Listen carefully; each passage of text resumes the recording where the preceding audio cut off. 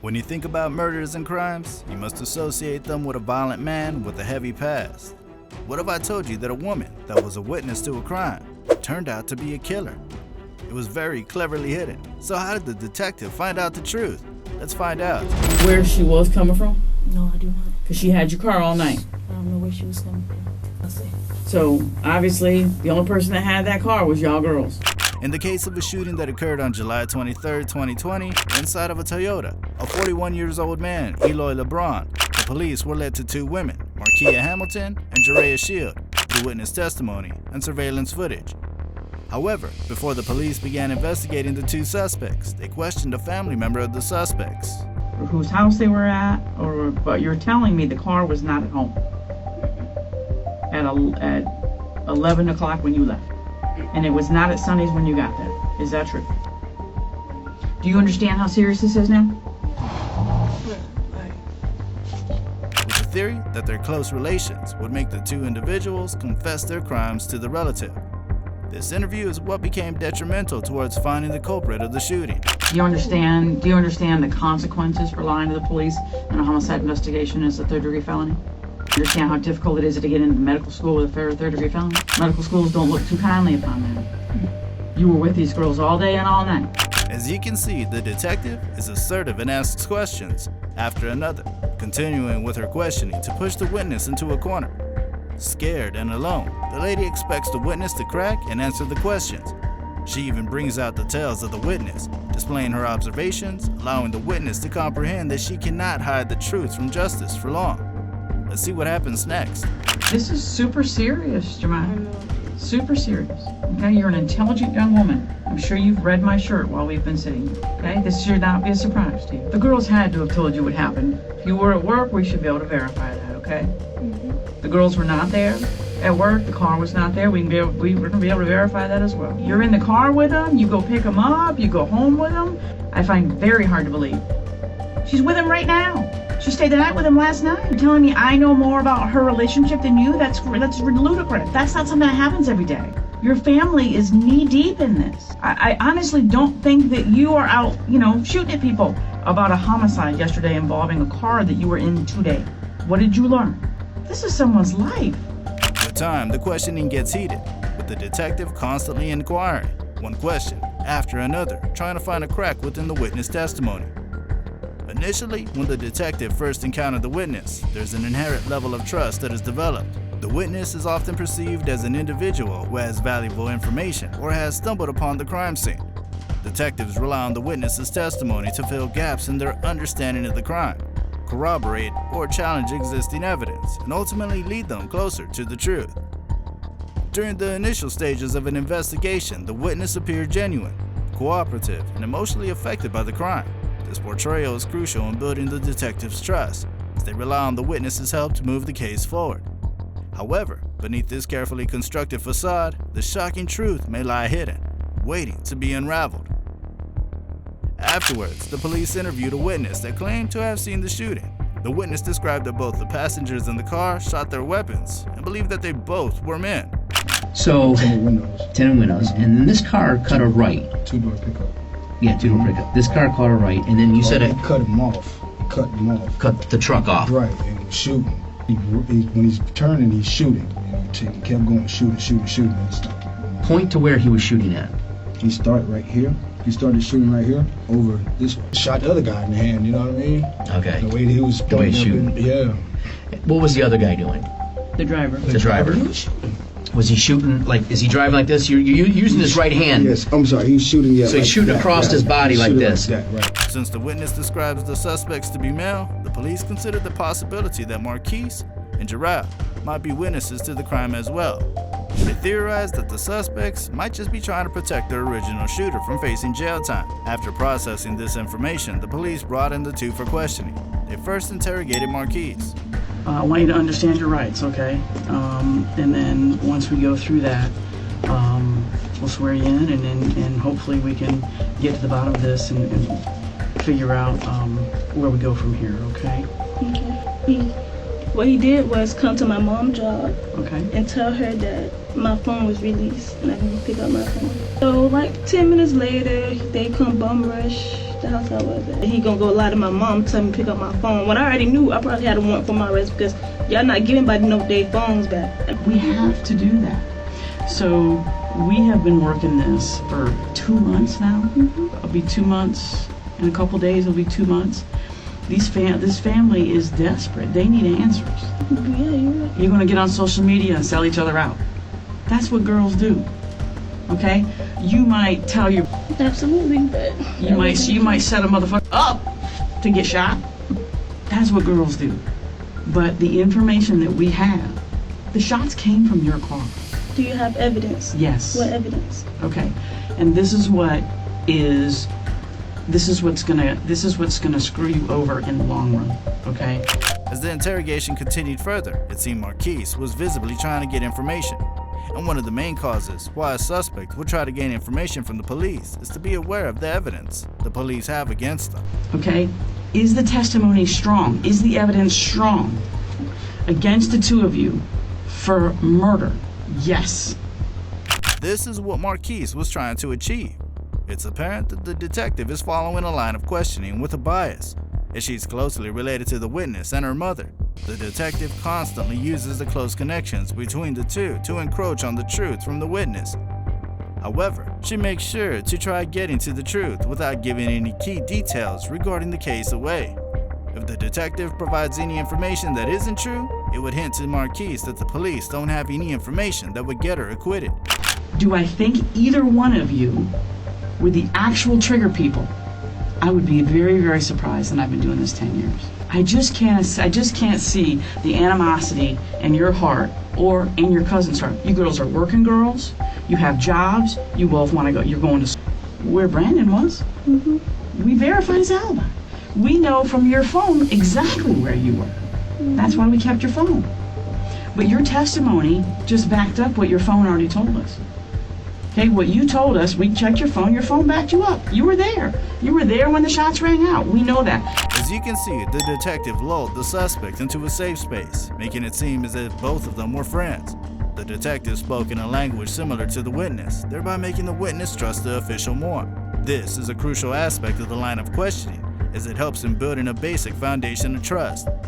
As the trust is established, it allows the detective to delve deeper into the subjects the witness might want to hide or omit.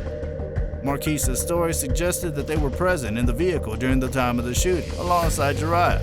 He was. If the two of you don't fire those guns, who did? No shots was fired out my car, detective.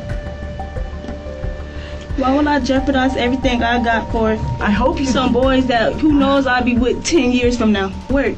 He But like I was. said, why would I jeopardize? I'm young. Yeah, I'm in love with him. I say that, but I'm 18 years old. Why would I jeopardize that from 10 years? But you know don't I'm have gonna to be with him. jeopardize. You don't have to jeopardize it because first of all, we talked with him. They heard the shots, and after they saw him, they were horrified by the sight and fled the scene quickly. For the next few moments, the detective extensively tried to get Marquise to reveal the shooter. The moment the detective discovers that the trusted witness is the killer was a dramatic turning point in the investigation. It shattered the detective's trust, probably leaving her feeling deceived and questioning their judgment. Yet she kept calm, consistently continuing the investigation towards the truth. The unveiling of the witness's true identity can occur in various ways. First of all, we know where he was. We verified it. Second of all, he was mad at you for just going over there to buy weed. Yeah, he was he already furious. tell me don't go over there about Exactly. He already know what this stuff. He already tell me. He already about. knows. He already knows. I took it upon myself when he was at work. So it's not your boyfriend, and it's not. I would never think that you. First of all, you don't have to worry about it because we know Brandon wasn't there. I don't know before then, but when it was me and her. So you did not get in the back seat No, when she picked me up, no. from McDonald's. There with them with McDonald's. So I don't know who was for my side. I don't know who was in the car with McDonald's. I Okay. wasn't there. I wasn't with them. I was still home. They picked You me up said at the okay. McDonald's. So you just said from what I was told, all of them. Who's all of them? Okay. So pimping meaning Scotty Burnett. Yeah. Okay.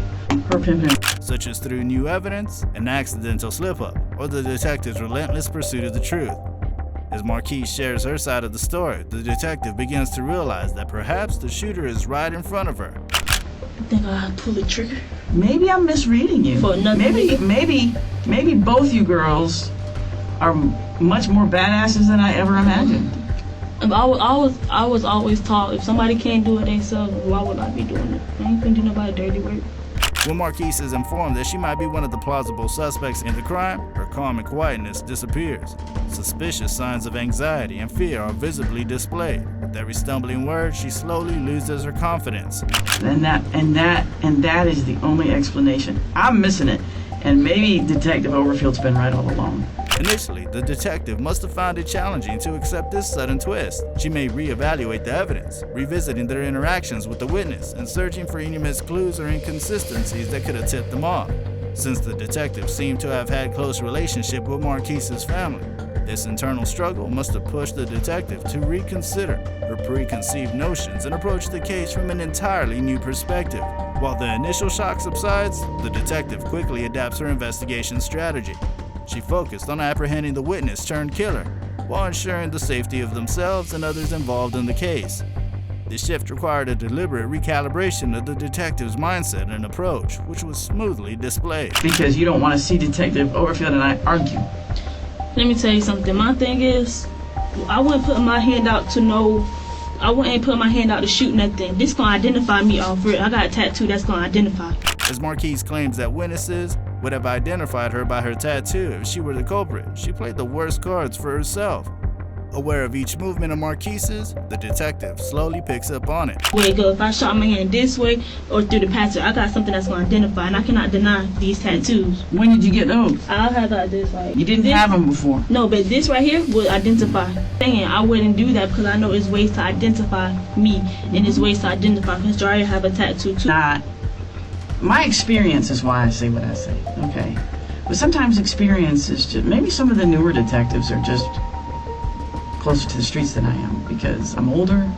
I tend to read people, but you guys are a new generation in the face of evidence because evidence is what it is. Okay, testimony is testimony, evidence is evidence, physical evidence is physical evidence. But my history has told me you girls don't do this. So if there's no one in the back seat and it's just you girls, I've been wrong the whole time, and I'm gonna have to apologize to your mom because I never in a million years would have banked on that. I think we've solved our case. I think we're pretty much at a point where we're gonna present it to a jury, and it's gonna happen. I mean, there's nothing left to do. Okay.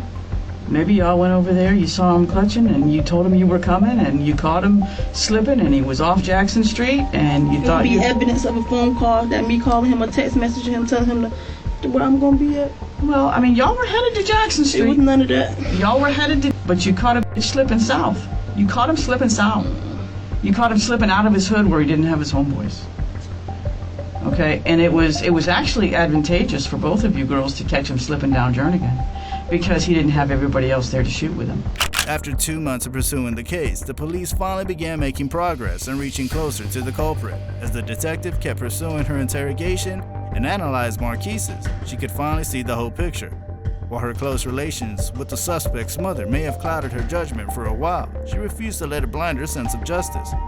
But you've as adamant that you are that you didn't have a gun and you know the shots didn't come from your car, you've tripped yourself up. He's saying sorry, like I did it or had something to do with it or knew that somebody did it. I don't, so sorry for their loss. With the visible changes in Marquise, it was evident that Marquise was guilty. The detective observed how her breathing patterns and sitting changed over the course of time, as she rocked back and forth and began stuttering. The detective understood Marquise's obviously silent admission of guilt. Next, the police began interviewing Jaria, fighting against the clock to gain the confession from one of them. Did you girls shoot at him? No, I ain't that. Trying to bother shoot at nobody. That all of the gunshots, and believe me, there was more than 5 to 7. No, because y'all were there. I mean, Yeah, we was together. But you can because you were with her, right? yeah. So unless you're lying about being there when the shots were fired. Jaria displayed a behavior completely opposite to Marquise. She was combative and consistently trying to escape the interrogation. The detective spent the next hours hearing Jaria's version of events, which completely coincided with what Marquise said. Jaria even confesses that she wishes to be a sniper for the military someday, being a believer of doing the right things. When the police questioned her if she ever shot anyone, she directly refused the accusation. While Marquise was calm and composed, Jaria was the complete opposite. Following their interrogation, Marquise and Jaria were arrested for manslaughter. While they're currently out on bail, the case is undergoing against them, and the prosecutors fully hope to bring them to justice. The death of an innocent person has made me extremely emotional, but not as emotional as when I found out about a woman who killed her own loving husband. Click that video right here.